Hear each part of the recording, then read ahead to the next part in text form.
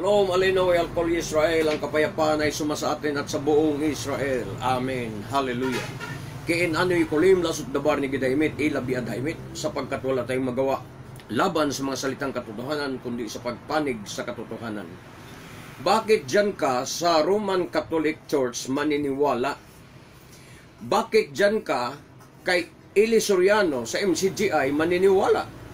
Bakit dyan ka kay Felix Manalo sa Iglesia ni Cristo maniniwala? Bakit dyan ka kay Apollo Kibolok maniniwala? Bakit dyan ka kay Almeida maniniwala? At sa iba pa dyan na hindi mga Hudyo, na sinabi naman sa atin ng Biblia kung kanino ipinagkatiwala ng Diyos ang kanyang aral at salita. Diba? Ayon dito sa Roma 3, mga kapatid, maliwanag talaga, maliwanag na ang mga Hudyo lang ipinagkatiwala, sa mga Hudyo lang ipinagkatiwala ang mga aral at salita ng Diyos. Kaya dapat doon ka sa mga Hudyo maniniwala, mga kapatid. Ayon dito sa Roma 3:2, kung ganon, ano ang kalamangan ng pagiging isang Hudyo? At ano ang kahalagahan ng pagiging tuli? Totoong nakakahigit ang mga Hudyo sa maraming bagay. O una sa lahat, ipinagkatiwala sa kanila ang salita ng Diyos o ang mga aral ng Diyos. Tulad ito, mga kapatid, sa isang caretaker ng bahay, no? Ng kanyang amo. Kung nais mong pumasok sa bahay, lumapit ka sa caretaker dahil siya ang pinagkatiwalaan sa mga susi ng bahay. Sa kanya ipinagkatiwala ang mga susi. At hindi ka makakapasok sa bahay kung hindi ka lalapit sa caretaker. Kaya kung nais mong lumapit sa katotohanan, doon ka sa mga Hudyo lalapit. Ganyan ang papel ng mga Hudyo. Sila ho ang bilang caretaker sa salita ng Diyos. Sa kanila po ipinagkatiwala ang mga aral ng Diyos. Kaya doon ka sa mga Hudyo magtanong kung mayroon kang hindi naintindihan dahil sila talaga ang makapagbigay sa iyo ng maliwanag tungkol sa banal na kasulatan. Ay, ganyan ang papel ng mga Hudyo. Kapag naintindihan mo, kapatid, ang talatang ito, Roma 3:1-2, hindi ka na malilito sa sarili mo kung kanino ka maniniwala. At makapagdesisyon ka pa sa sarili mo sa dapat mong paniwalaan. Na ang mga Hudyo talaga ang dapat mong paniwalaan. Makapagdesisyon ka na sa sarili mo kung maintindihan mo ang talatang ito, na dapat sa mga Hudyo ka lang maniniwala at hindi sa mga pastor. Diyan, hindi sa mga pastor diyan na pira lang ang pinaglilingkuran. Dahil ang mga Hudyo lang talaga ang pinagkatiwalaan ng Diyos, mga kapatid, sa kanyang salita at mga aral. Mula noon hanggang ngayon, Kaya kung ang mga doktrina ninyo ay hindi nagmula sa mga Hudyo, o hindi iyan ang tinuro ng mga Hudyo, ibig sabihin niya na hindi iyan ang katotohanan. Kaya saliksikin mo maigi yung doktrina ninyo. Ito ba ay nagmula sa mga Hudyo? Ito ba ang turo ng mga Hudyo? Ito ba ang aral ng mga Hudyo?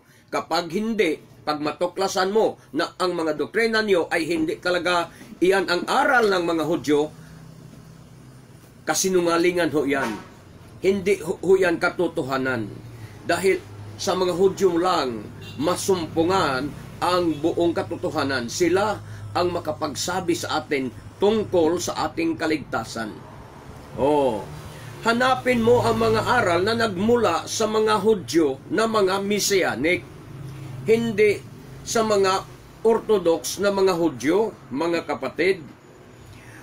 Ulit-ulitin mo sa pagbasa ang Roma 3:1-2 hanggang maunawaan mo na ang mga Hudyo talaga ang dapat mong paniwalaan.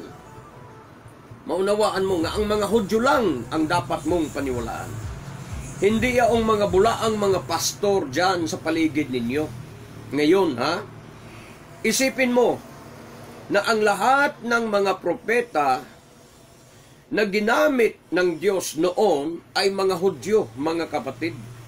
At ang mga apostol na pinili ni Adonai Yeshua ay mga Hudyo din. At si Apostol Pablo mismo ay Hudyo din. Dahil ang mga Hudyo lang talaga ang pinagkatiwalaan ng Diyos sa kanyang mga aral at mga salita. Wala ng iba, mga kapatid. Basahin natin na si Apostol Pablo ay isang Hudyo. Gawa 22:1 hanggang 3. Mga magulang at mga kapatid, pakinggan ninyo ang pagtatanggol na gagawin ko ngayon sa inyong harapan. Nang marinig nilang siya'y nagsalita sa wikang Hebreo, lalo pa silang tumahimik. Nagpatuloy si Pablo, talatang 3, ako'y isang Hudyo na ipinanganak sa Tarso ng Cilicia. Ngunit, pinalaki rito sa Jerusalem.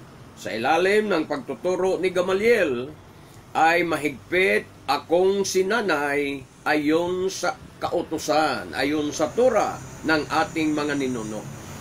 Masigasig ako sa paglilingkod sa Diyos tulad ninyong lahat ngayon. Kaya mga kapatid, nabasa natin na si Apostol Pablo ay isang Hudyo. Kaya ito ang tandaan nyo, na ang Diyos ay hindi nagbabago ng isip. Kaya hanggang ngayon, sa mga Hudyo pa rin, ipinagkatiwala ang salita ng Diyos. Hindi ito mapupunta sa mga hintil dyan. Hindi yan mapupunta kay Soriano. Hindi yan mapupunta kay Almeida. Hindi yan mapupunta kahit kanino. Kaya, kung naghahanap ka ng katotohanan, doon ka sa mga Hudyo lumapit. Sa mga Hudyo na naniniwala sa ating Adonai Yeshua. Hindi sa mga Hudyong Orthodox na hindi naniniwala sa Misaya. Dahil pag sa Orthodox ka lalapit, doon kanila dalhin sa Nuwakaid. Maging Nuwakaid ka. At kung nais mong makabahagi sa kaligtasan, sumama ka sa mga Hudyo na mga Messianic, mga kapatid. Dahil sinabi na ito ng ating Adonai Yeshua na sa mga Hudyo lamang ang kaligtasan. Di ba? Sinabi na niya yan. Juan 4:22. Hindi ninyo kilala ang inyong sinasamba, ngunit kilala namin ang aming sinasamba, sapagkat ang kaligtasan ay nagmula sa mga Hudyo. Hindi pala sa Romano Katoliko nagmula ang kaligtasan. Hindi pala sa mga Muslim nagmula ang kaligtasan. Kaya malaking kalukuhan ang ginawa ng mga Kristiyano na nagbalik Islam. Kalukuhan ho yan. Nagbalik Islam ho kayo? Kalukuhan yan. Mga kapatid, ang dapat palang gawin ng mga Kristiyano ngayon ay magbalik loob sila sa salita ng Diyos na siyang Torah at sumama sa paniniwala sa mga Hudyo.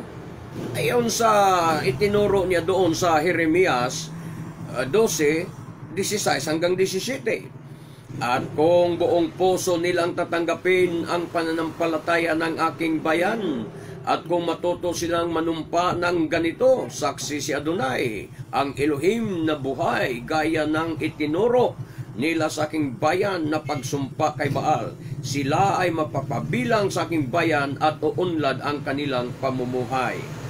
Subalit ang alinmang bansang hindi susunod sa akin ay bubunutin at lubos kong wawasakin. Ako si Adonai ang may sabi nito. Kaya hindi natin ito pwedeng debatihin. Salita ito ng Panginoon, mga kapatid.